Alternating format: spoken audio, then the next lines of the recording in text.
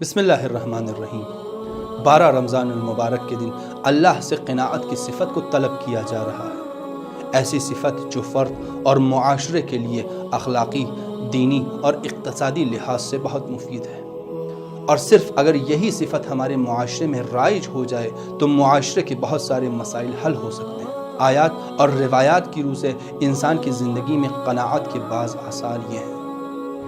Number 1، رسول اللہ صلی اللہ علیہ وآلہ وسلم فرماتے ہیں، قناعت اللہ کی رضا تک پہنچنے کی سواری ہے۔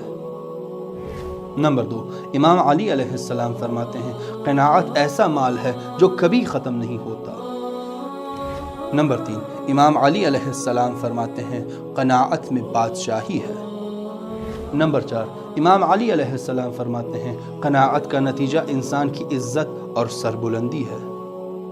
نمبر 5، امام صادق علیہ السلام فرماتے ہیں، جو کم مال پر راضی ہو جائے اللہ اس کے کم عمل پر راضی ہو جاتا ہے۔ نمبر 6، امام علی علیہ السلام فرماتے ہیں، جو تمہیں دیا گیا ہے اس پر راضی ہو جاؤ تاکہ قیامت میں تمہارا حساب آسان ہو جائے۔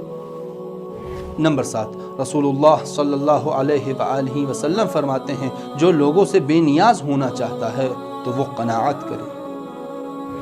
اور نمبر 8، امام علی علیہ السلام فرماتے ہیں، بہترین زندگی قناعت کے ساتھ ہے۔ اور یقیناً دنیا کے مختلف بحرانوں کی ایک بہت اہم وجہ قناعت کا فقدان ہے، لہٰذا معاشرے میں خوشی اور اطمینان حاکم کرنے کے لیے قناعت کا فروغ انتہائی لازمی ہے۔ الحمدللہ رب العالمین۔